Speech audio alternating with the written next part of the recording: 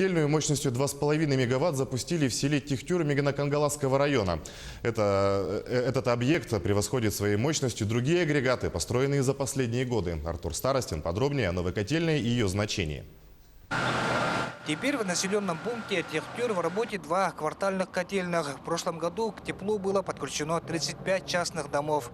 В этом году еще более 70 жилых домов подключились к центральному отоплению новой котельной.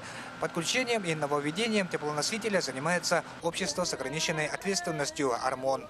У нас в целом по Мегино-Кангаласскому району у нас 11 котельных, есть разные котельные по мощностям. А вот таких больших где-то у нас, в общем, где-то 4 котельных, вот такими мощностями. А так есть маленькие, есть модульные котельные. Котлы по 800 киловатт под названием «Терморобот». Из них 2 рабочих и 1 состоит в резерве. Теплоносители полностью автоматизированы, поэтому оператор котельной может легкостью управлять кнопками. Настройка нормально. Температуру, например, поставил, да, автоматику на 60 градусов. И она вот 60 градусов она держит постоянно. Установлена резервная дизельная станция в случае отключения электроэнергии.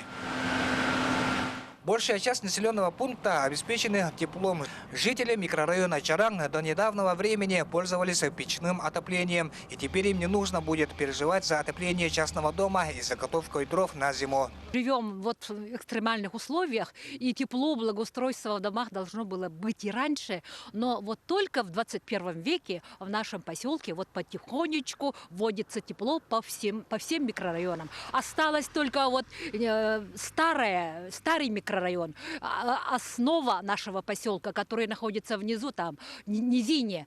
В скором времени все населенные пункты Мегино-Кангаласского района смогут подключиться к центральному отоплению. Теперь перед жителями и администрацией села Тихтюр основной задачей будет благоустройство жилых домов.